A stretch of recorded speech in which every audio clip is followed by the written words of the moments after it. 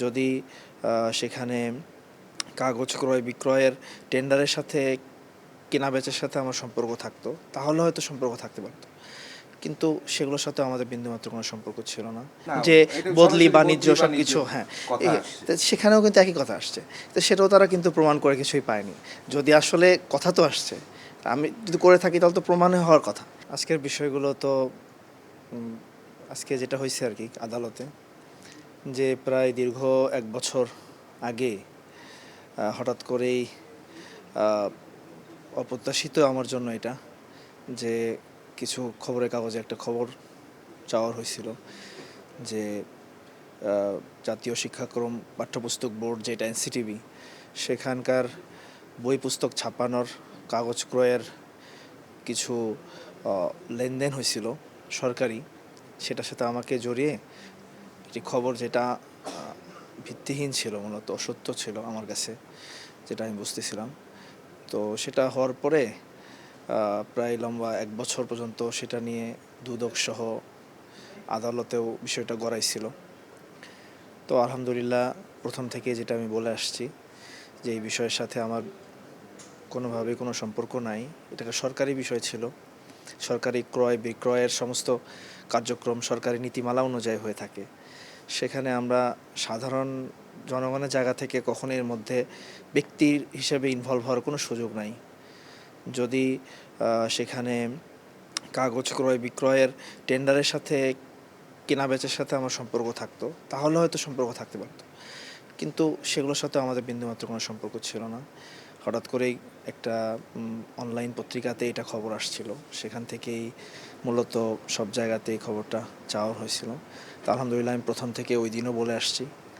এবং কাকতালীয়ভাবে একটা ঘটনা যেটা ঘটছে, যে গত বছরও ঠিক 11ই রমজানেই ঘটনাটা ঘটছিল। এবছরও ঠিক 11ই রমজানেই দুদক থেকে আমাকে এই বিষয়ে ক্লিন চিট দেওয়া হয়েছে। এবং আলহামদুলিল্লাহ, আদালত থেকেও যে আমার এনআইডি এবং আমাদের পাসপোর্টের ওপর বিদেশ যাত্রা নিষেধাজ্ঞা ছিল, সেটাকেও আনলক করা হয়েছে, উইথড্র করে নিচ্ছে। এই জন্য আমি আদালতের কাছেও, বিজ্ঞ আদালতের কাছেও খুব ধন্যবাদ প্রকাশ করছি। আর সাথে সাথে দুদকের যে তদন্তের নিয়ম আমি দেখছি গত 1 বছরে, পর্যাপ্ত কড়াকড়ি ছিল। অনেক শক্তভাবে তারা আমাকে জেরা করছে। এতে আমার জন্য সুবিধা হয়েছে যে আমার ব্যক্তিগত পারিবারিক কি আছে কি না, এই সমস্ত কিছু একদম রেকর্ডেড হয়ে গেছে সরকারের কাছে। তো ভবিষ্যতে কেউ আশা করি যে কম বেশি যদি কথা বলতে চায়, তাহলে ওই রেকর্ড দিয়েই আমাকে যাচাই। এটা তো পাঠ্যপুস্তকের বিষয় গেল, জেলা প্রশাসক বদলির বিষয়ে কি বলবেন? এটাও একটা ওই রকমের ঘটনা ছিল। 5ই আগস্ট পরবর্তী সময়ে আসলে কোন রাজনৈতিক দলের ব্যক্তিরা বিভিন্ন সময় সরকারের, অন্তর্বর্তীকালীন সরকারের উপদেষ্টা হোক অথবা সচিবদের সাথে হোক, দেখা সাক্ষাৎ করতে যায়নি, এরকম কারা ছিল? সব ধরনের দলেরই ছিল। সেটা আপনাকে কেন এই জেলা প্রশাসকের বিষয়টা আপনাকে নিয়ে আসলো? এই বিষয়টাতেও কিন্তু আমার দুদকের তদন্তের মধ্যে কিন্তু এটাও একটা বিষয় ছিল, যে বদলি বাণিজ্য সবকিছু, হ্যাঁ, তো সেখানেও কিন্তু একই কথা আসছে। তো সেটাও তারা কিন্তু প্রমাণ করে কিছুই পায়নি। যদি আসলে কথা তো আসছে, আমি যদি করে থাকি তাহলে তো প্রমাণে হওয়ার কথা।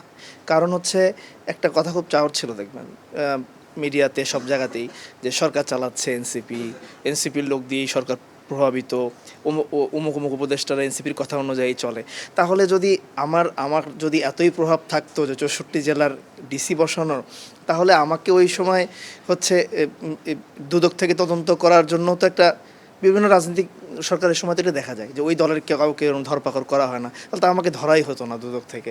আবার এমনকি আমাকে এনসিপি থেকেও সাময়িক অব্যাহতি দেওয়া হয়েছে, শোকজ করা হয়েছে। তা যদি ওইভাবেই প্রভাব খাটানোর মতো অবস্থা হতো এবং ওগুলো যদি আমার দ্বারাই হতো, তাহলে আমাকে সাময়িক অব্যাহতি দেওয়া হতো না, আর দুদকও আমার নামে কোনো। না, আদালতের এই আদেশের পরে, আদালত তো আপনার পক্ষে আদেশ দিয়েছে, এই আদেশের পরে এনসিপির সঙ্গে আপনার বর্তমান সম্পর্ক? আসলে দেখেন, যখন দুদকের এই বিষয়টা হয়েছিল, তখন সাথে সাথেই অল্প কয়েকদিন, 3 থেকে 4 দিনের মধ্যেই সরকারের সরকারের কার্যক্রমকে সহজ করার জন্য, যাতে কোনোভাবে এই তদন্তের মধ্যে, অভিযোগের মধ্যে বা অনুসন্ধানের মধ্যে কোনো প্রভাব কোনো জায়গা থেকে না পড়ে বা প্রভাব বিস্তার করার কোনো অন্য কোনো কথাও আবার মিডিয়া ট্রায়ালের মাধ্যমে না হয় যে এনসিপির একজন নেতা এটা করতেছে, সে ওই জায়গাতেই আছে, আবার সে তার নামে অভিযোগ তদন্ত চলতেছে, তার মানে তো ফেয়ার হবে না। এই জন্যই কিন্তু মূলত এনসিপি সাময়িক অব্যাহতিটা দিয়েছিল, আমাকে শোকজ করছিল এবং আমি তার শোকজের জবাবও দিছি। এবং এরকমই তাই বলে এরকম হয়নি যে তাদের সাথে আমার সম্পর্ক দূর হয়ে গেছে, বরং আমরা পরস্পর ইন্টারনাল আমরা কাজ করতে থাকছি, এখনও করতেছি।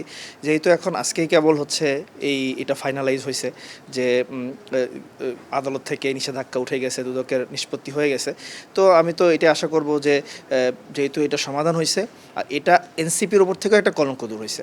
কারণ সবাই কিন্তু এটাকেই মিডিয়া ট্রায়ালে বোঝানো হচ্ছিল যে এনসিপির পক্ষ থেকে করা হয়েছে, এনসিপির প্রভাবে এটা করা হয়েছে। তো এটা অবশ্যই এনসিপি খুব ভালোভাবে নেবে এবং আশা করব যে খুব তাড়াতাড়ি হয়তো সাংবাদিক সম্মেলনের মাধ্যমে দলের পক্ষ থেকেও এটার ব্যাপারে কথা বলা হবে।